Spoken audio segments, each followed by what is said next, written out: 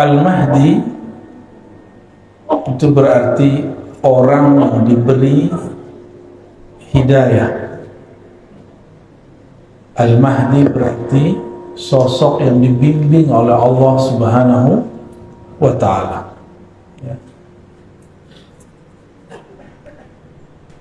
Maka kalau disebut Al-Imam Al-Mahdi, maka maknanya imam yang di-guidance, yang dibimbing selalu oleh Allah Subhanahu wa ta'ala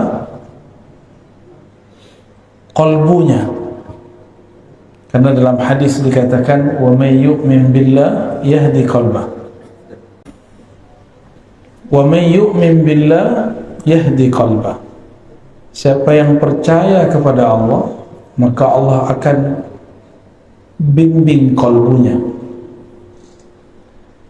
Maka kajian-kajian Al-Mahdi harus menyesuaikan dengan prinsip kemahdian, bahwa Al-Mahdi ini dia bergerak dengan kalbunya, bukan bergerak dengan ra'yunya. Ra'yu artinya pikiran. Kalau pikiran bisa cocok-cocokan, ya, dicocok-cocokkan dengan teori ini, teori itu, bukan berdasarkan gerak yang ada di dalam kalbunya. Ini dua hal yang berbeda. Ya. Hari ini banyak orang yang halu, atau banyak orang yang ngaku-ngaku pergerakannya pergerakan Al-Mahdi. Sedangkan Al-Mahdi itu orang yang tidak mungkin ngaku-ngaku, karena dia dihidayahkan oleh Allah Subhanahu wa ta'ala. Al-Imam Abu Dawud nulis satu bab khusus mengenai Kitabul Mahdi, bab mengenai Al-Imam Al-Mahdi. Nah, ini saya bacakan beberapa hadisnya. An Abdullah bin Mas'ud, dari Abdullah bin Mas'ud, anin Nabi sallallahu alaihi wasallam, dari Nabi sallallahu alaihi wasallam, law lam yabqa min ad-dunya illa yawmun, seandainya dia tidak tersisa lagi di bumi ini, di dunia ini, kecuali satu hari saja, la tawwalallahu dzalikal yawm, sungguh Allah akan memanjangkan hari tersebut, hatta yab'atha fihi rajulan minni min ahli baiti, sampai Allah mengutus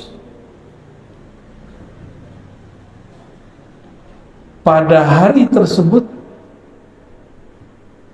rajulan minni, seseorang laki-laki, minni, dariku. Dalam riwayat ini ditambahkan min ahli baiti, dari ahlu baitku. Apa arti ahlu bait? Keluarga Rasulullah sallallahu alaihi wasallam. Ahlu bait itu yang inti. Jadi ada ahlu bait secara umum, istri-istri Nabi, begitu juga Bani Hashim. Tapi ada ahlu bait yang khas, anak-anak Rasulullah, mantu-mantunya, dan cucu-cucunya. Maka dalam hal ini yang termasuk di dalamnya adalah Utsman, Ali. Terkhusus untuk Sayyidina Ali, karena dari beliaulah bersambung nanti zuriat Rasulullah SAW dari jalur Fatimah.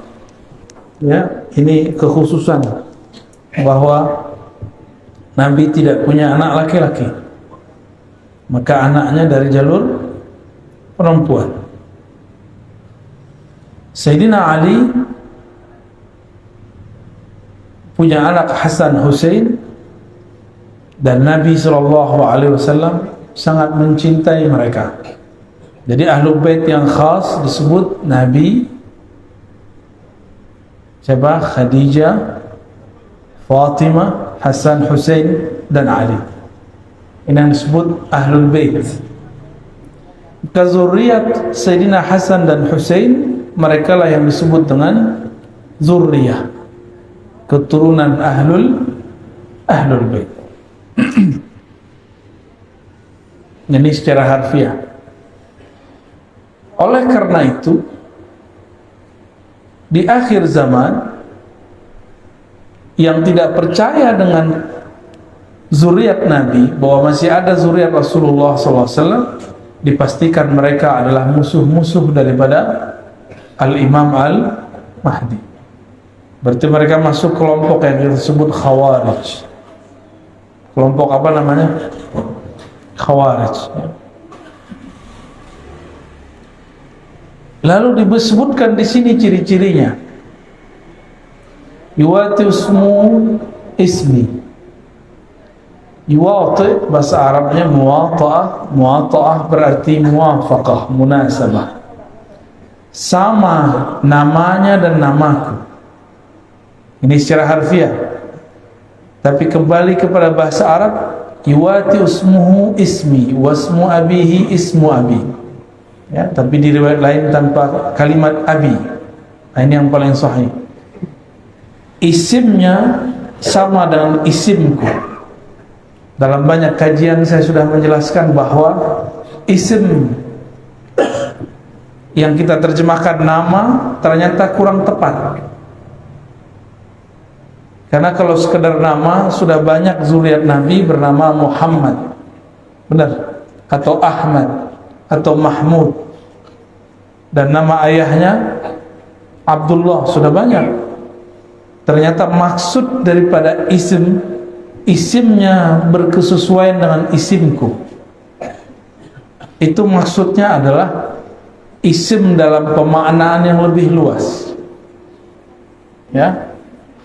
Apa arti ism? Al-ismu al-alamu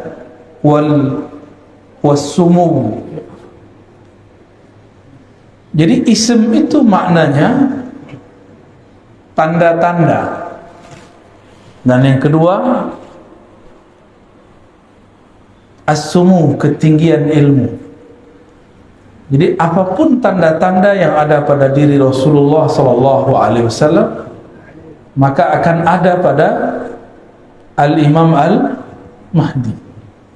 Nah, sekarang nih Mahdi palsu lagi nyocok-nyocokin tanda-tanda dia. Ya. Tapi mereka salah faham, dikira itu tanda-tanda fisik. Ya, karena di hadis berikutnya disebutkan Al-Mahdi itu minni, dari keturunanku. Ya, dalam hadis Abu Daud nomor 4285, ajlal jabhah, jidatnya lebar. Yang jidatnya lebar mulai GR nih ya. Jidatnya sempit, wah kayaknya bukan saya nih. Ada orang datang jidatnya lebar ke saya, mau ngaku dia Imam Mahdi, tapi langsung kita bilang, jidat lebar kayak kamu mau ngaku Mahdi? Ya, ngacak dulu ya. Jidat lebar itu bukan berarti semua orang yang punya jidat lebar berarti ada bakat jadi Imam Mahdi. Ya, itu orang stres mungkin ya. Aqnal anf, hidungnya mancung sedikit agak bengkok, atau bentoknya bagaimana. Tapi ini juga salah satu makna. Tapi ingat, ini itu setelah Imam Mahdi diislah, ada namanya islah. Jadi Imam Mahdi itu dalam hadis yuslihuhullahu fi lailah, akan Allah islah dia, perbaiki dia dalam satu malam. Berarti kalau sekarang Imam Mahdi ada, itu masih Allah tutup. Kalau dia diislah, islah itu diperbaiki, dicocokkan, berarti sekarang belum terlihat cocok. Berarti sekarang belum matching lahir batinnya, sehingga orang bingung, ini masa ini Imam Mahdi. Tapi karena kajian-kajian akhir zaman ini berdasarkan cocok logi yang parah, banyaklah orang-orang yang jidatnya lebar, hidungnya agak mancung dikit, terus GR. Sepertinya saya lah Al-Mahdi. Ditambah pandemi datang, tambah stres, ya. Dan tidak satu dua yang ngaku kepada saya bahwa dirinya Al-Mahdi. Al-Mahdi itu bukan pencirian fisik. Maka kembali kepada hadis yang tadi, ismuhu, ya, yuwati ismuhu ismi.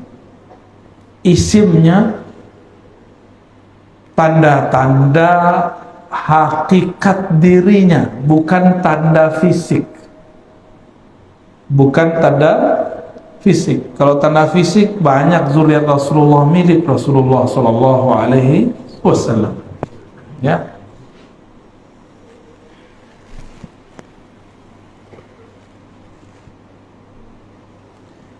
Lalu apalagi artinya? As-sumu, ketinggian derajat. Ketinggian apa? Derajat atau ketinggian ilmu. Ketinggian apa? Ketinggian ilmu. Ilmunya Al-Mahdi tingginya bukan berarti karena hafalannya banyak, karena sekolahnya tinggi. Enggak. Nabi itu ummi, maka Al-Mahdi itu mirip-mirip ummi, tapi bukan berarti ummi dalam pengertian ahli sejarah.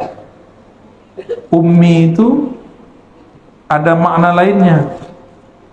Induk, ibu, keibuan. Induk berarti sumber. Itu disebut ummi. Coba, Nabi Muhammad lahirnya di tengah kota atau di pedesaan? Mekah itu kota pedesa?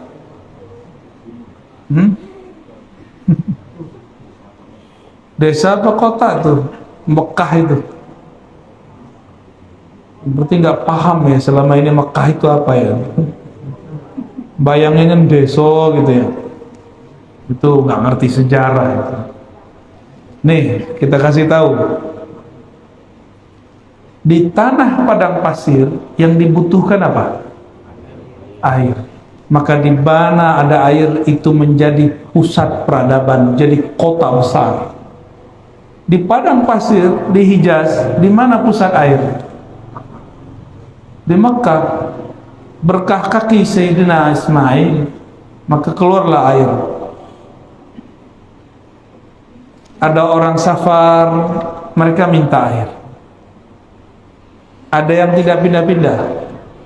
Terjadilah perkawinan, terjadilah perdagangan, terjadilah turun-temurun terus, dan sampai pada masa Sayyidina Muhammad SAW lahir beliau, itu Mekah sudah jadi kota besar, bukan kampung ya, bukan kampung. Itu Ummul Qura, disebut apa? Induknya semua desa-desa, itulah yang disebut kota. Kota besar itu, di mana ada air. Nah, itu pertama. Yang kedua, di mana ada tempat suci. Di Jazirah Arab tempat sucinya di mana? Ya di Ka'bah itu. Maka berkumpullah di situ dua hal yang hebat. Pertama air Zam-Zam, yang kedua itu tempat suci. Jadi itu kota besar, Pak, jangan dibayangin kota kecil.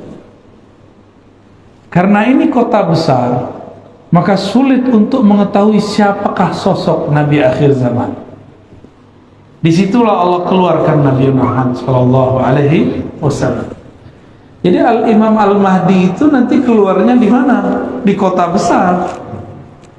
Bukan di Balikpapan atau di desa kecil. Kotanya ibu kota besar. Sehingga orang nggak kira. Kota besarnya nggak tahu nih kota yang mana ya. Apakah di negeri kita atau negeri yang lain? Kan banyak kota besar, benar nggak? banyak kota besar. Nah, kita tidak punya kewajiban mengetahui kota yang mana, tapi kewajiban kita mengetahui ciri-ciri rohaninya.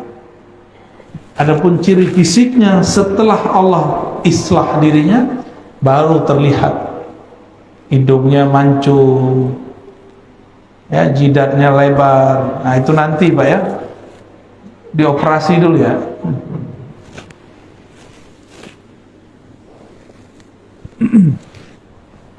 Nabi Muhammad SAW ketika kecil kolbunya dibersihkan oleh Sayyidina Jibril, Sayyidina Mikail. Maka Al-Imam Al-Mahdi itu kecilnya pasti dibersihkan juga oleh Allah. Bukan mimpi, keadaan jaga. Karena Nabi Muhammad SAW mengatakan, waktu aku kecil, tiba-tiba ada dua makhluk putih bersayap turun dari langit, mengeluarkan isi jantungku, lalu membersihkan dua noda hitam di dalamnya. Itu pernah kejadian. Nah, Imam Mahdi pasti di waktu kecilnya mengalami hal yang sama, bukan mimpi. Kalau mimpi nggak masuk, mungkin dia cuma seorang wali. Bisa jadi wali Allah, bisa jadi wali setan. Apalagi Nabi Muhammad SAW ketika beliau jalan, ya, jalan di pohon ngucapin salam. Ini jidatnya lebar nih. Itu pohon ngucapin salam enggak? Kalau iya langsung dibilang orang kayaknya miring nih ya. Masa pohon ngucapin salam? Nabi Muhammad SAW melewati pepohonan, bebatuan, itu batu mengucapkan salam. Terbayang nggak? Lagi jalan tenang-tenang, tiba-tiba dengar suara batu. Gimana? Batu ngomong. Kabur atau tetap situ? Mana? Kabur ya? Ah, saya yakin yang sudah umur 50-60 aja penakut ya.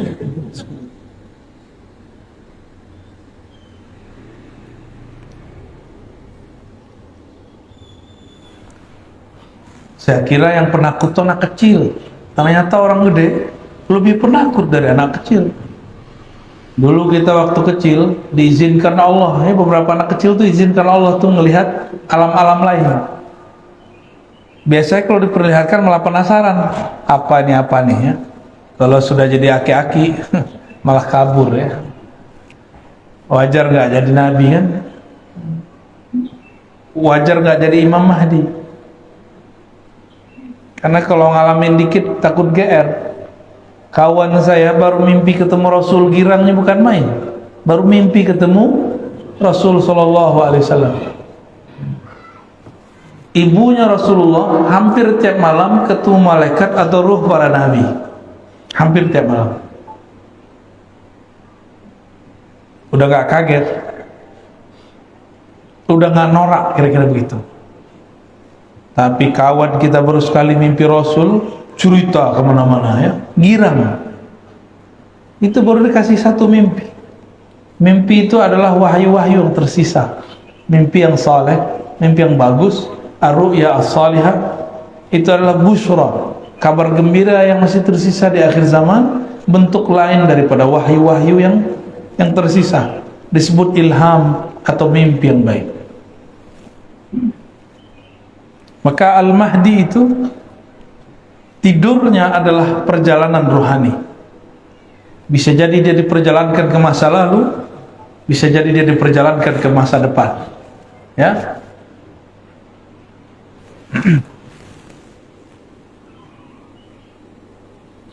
Lalu apa yang terjadi sebelum Al-Mahdi keluar? Hatta yab'atha fihi rajulan minni min ahli baiti wa ismuhu ismi wa ismu abi ismu abi yamla'u al-ardha qistan wa 'adla kama muli'at zulman wa jawra. Al-Mahdi itu tugasnya memenuhi bumi dengan keadilan, sebagaimana bumi sudah dipenuhi dengan kezaliman. Berarti ciri-ciri turunnya Al-Mahdi, bukan turunnya, khuruj, munculnya Al-Mahdi nanti, Imam akhir zaman itu, kalau bumi sudah dipenuhi oleh ketidakadilan. Ini bukan tidak adil versi ahli politik ya. Tidak adil secara umum global. Karena lafaznya bukan Indonesia, bukan Saudi, bukan Malaysia, bukan Singapura. Lafaznya al-ardu, bumi. Sebagaimana bumi dipenuhi dengan kezaliman, maka dia akan datang membawa keadilan. Maka hemat kami, tidak ada kezaliman yang lebih besar selama ini melainkan pandemi yang disebarluaskan. Ada nggak negara yang nggak kena pandemi? Lubang semut aja kena, Pak. Di awal-awal pandemi itu yang kenakan Depok, tapi ramenya sampai lubang semut, sampai komplek-komplek ditutup semua. Tiba-tiba orang jadi prokes-prokesan. Yang kena di Depok, yang rame orang Balikpapan, tutup semua, benar nggak? Dan hebatnya berita, ya, hebatnya orang bikin berita, itu yang bikin ketawa-ketawa, Pak, kita ketakutan. Yang nyebarin virus itu ketawa-ketawa, kita ketakutan. Virusnya ada, cuma beritanya diada-adakan. Masa yang kena di mana, yang nutup kompleks di mana? Kita dimain-mainin semua, dan itu sudah tidak adil. Udah begitu ekonomi hancur, benar ya? Habis hancur, apalagi banyak toko-toko tutup. Kawan kita di Jakarta, di Tanah Abang banyak pulang kampung stres. Banyak tutup buku. Bukan hanya bukunya ditutup, toko-tokonya ditutup.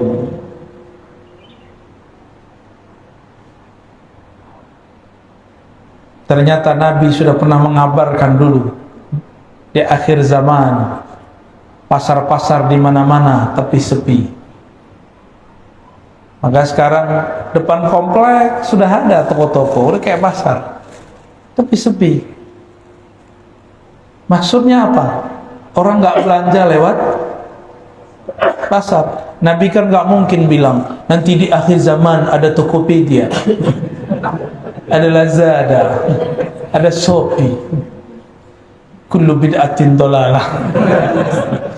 Nggak mungkin Nabi bicara dengan lafaz-lafaz begitu.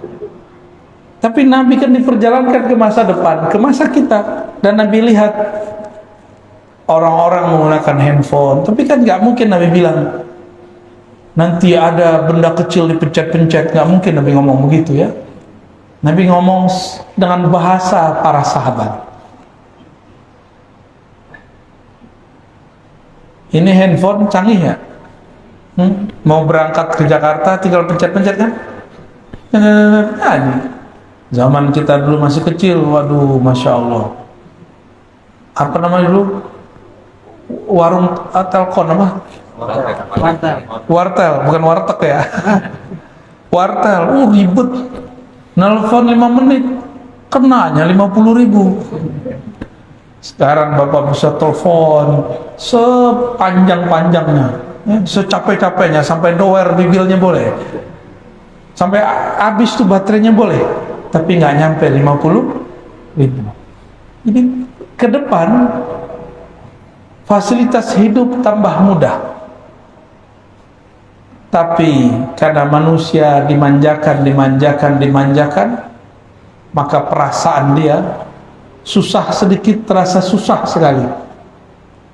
Kita ini terlalu manja, Pak. Dulu kita biasa kemana-mana jalan kaki, benar. Sekarang cuma 100 meter pakai mobil, gaya bener ya.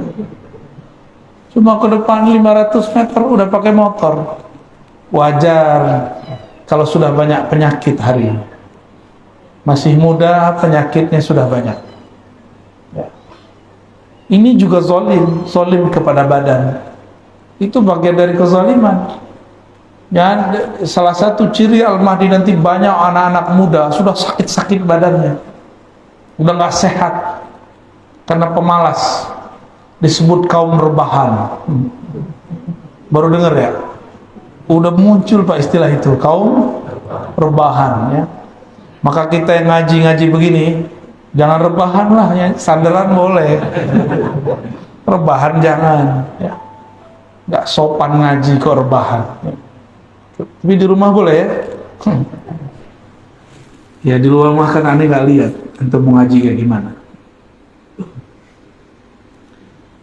Maka disebutkan seandainya hanya sisa 1 hari kiamat, maka di hari itu Allah panjangkan rasanya ribuan tahun. Ya ba'asu, Allah kirimlah. Nah ini bahasanya ya ba'asullah rajulan, Allah utus. Berarti Al-Mahdi ini utusan juga, cuma bukan sebagai Rasul, bukan sebagai Nabi, sebagai wali. Oh berarti wali diutus? Oh iya, wali itu ada tugasnya, maka disebut wali. Wali kota aja ada tugasnya, masa waliullah gak ada tugasnya? Waliullah itu kerjanya bukan megang tasbih doang ya. Kalau megang tasbih doang mah ahli zikir biasa itu. Wali Allah itu orang yang ditugaskan oleh Allah untuk menjaga alam semesta. Maka ada wali Allah di gunung, ada wali Allah di sungai, ada wali Allah di laut, ada wali Allah di kutub utara, di kutub selatan, ada wali Allah jagain awan, ada wali Allah jagain batu bara tuh biar gak kebakar terus. Makanya aneh, musimnya selalu ada hujannya, benar nggak? Kalau enggak kebakar terus itu kalau nggak ada wali Allah nggak jadi.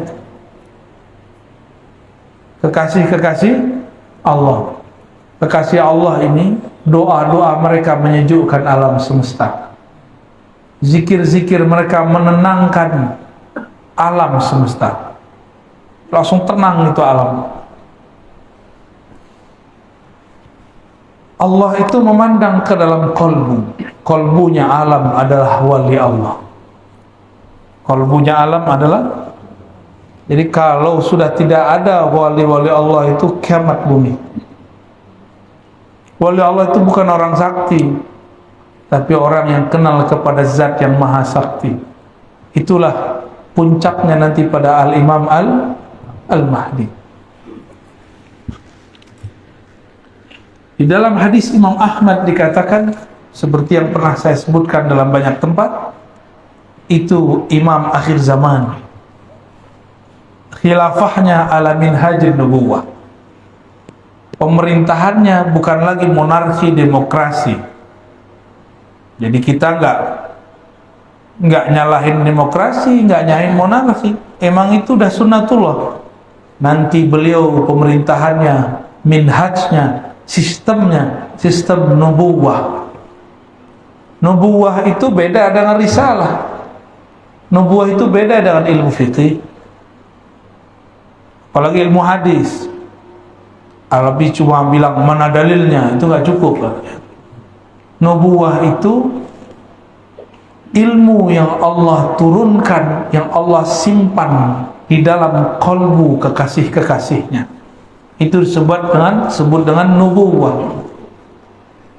Maka Al-Mahdi itu dia bergerak dengan gerakan di dalam kolbunya berdasarkan petunjuk dari Allah Subhanahu wa ta'ala. Bukan hanya sekedar hafalan Al-Quran, dia dapat ilham langsung, dibimbing oleh Allah. Dan gak mungkin lah ya Al-Mahdi main YouTube ya. Yamliku sab'a sinin, dia nanti akan memimpin, mentadbir alam selama 7 tahun. Di riwayat lain 5 tahun. Ada yang paling panjang menyebutkan 9 tahun. Tapi nggak usah khawatir Pak, sebelum beliau memerintah, beliau sudah muncul. Di saat itu terjadi paceklik di alam semesta, Lalu puncaknya 40 hari Ad-Dajjal, Al-Masihud Dajjal keluar. Tapi 40 hari sama seperti 40 tahun. Lama rasanya. Kok bisa? Kita ini hidup terasa cepat karena Bapak Ibu sibuk. Nggak ngapa-ngapain, sibuk. Main handphone, ya, nonton. Dulu di zaman kita masih kecil, orang nonton aja dimarahin guru. Sekarang guru-gurunya main handphone. Maka waktu sebentar sekali, sudah tak terasa, sudah 2 tahun kita hidup bersama pandemi. Bapak belum talak-talak juga dia, ya? Karena dia nggak mau ditalak dia. Benar ya, 2 tahun? Tegangnya kok udah hilang. Kayaknya dulu kalau masuk masjid orang nggak pakai masker langsung dipelototin. Padahal yang kena orang Depok. Tutup musola nggak dulu? Tuh? Dilarang tuh. Semua ketakutan, Pak. Itu bukan pemerintahnya yang salah, bukan imam masjid yang salah. Emang sudah begitu masanya. Bukan hanya musola masjid, gereja ditutup, ya, wihara ditutup semua. Jadi jangan kita kemudian pakai otak konspirasi, abal-abalan. Konspirasi itu ada ilmunya, ada teorinya. Jangan pakai teori abal-abalan. Wah, ini tanda nih, tanda ingin menghancurkan umat Islam nih. Oh, mesti ditutup. Ya salam. Kristen juga tutup gerejanya. Yang waras kalau mikir, ya, mikir itu yang cerdas sekalian, yang kritis sekalian, benar sekalian. Ya, jangan nanggung kalau kritis. Jangan mikir begitu ya. Semua, Pak. Karena Dajjal itu musuh semua agama. Musuh semua agama. Nanti ada masa handphone tidak bekerja. Ini kabar buruk, Pak. Saya bukan nakut-nakutin. Kata ahli bahan bakar di dunia. Ini kan Balikpapan ini punya, ada Pertamina, dulu ada Chevron, ya, ada Total. Masih ada nggak tuh? Udah nggak ada ya? Udah angkat kaki dia. Itu ciri-ciri itu dah. Nanti 2030 kata mereka, mobil-mobil kita yang pakai bensin, pakai solar, nanti nggak bisa lagi, kehabisan energi. Jadi mumpung masih bisa beli mobil bensin, Pak, beli nggak sekarang? Nggak juru juga ya. Maksud saya sederhana. Ilmu tentang akhir zaman itu beda ahli, beda ibarat, beda istilah. Kita menyebutkan di akhir zaman semua kembali manual, gitu. Ya. Tapi dalam bahasa orang-orang ekonom, bahasa-bahasa orang-orang ahli bahan bakar segala macam, nanti 2030 orang mesti beralih kepada listrik. Saya nggak yakin juga. Kita tunggu Pak 2030, ya. Bapak mau nunggu nggak? Ya, mobil-mobil katanya yang bensin apa nggak ada lagi. Ini sudah kabar, berarti ada kesepakatan antara ahli agama dan orang-orang yang di luar ahli agama, cuma beda istilah. Kita nyebutnya apa tadi? Nanti serba manual. Gimana Pak? Takut nggak? Itu beda lagi. Takut itu macam-macam bahasa Arabnya. Kalau takut sama Allah namanya takwa, khasyah. Ada khauf, itu beda lagi. Ada hadar. Bapak takut nggak mau Maulana? Katanya takut sama Allah. Waktu pandemi orang buka masker batuk-batuk takut. Itu namanya waspada. Bahasa Arabnya hadar, hazrun, ya.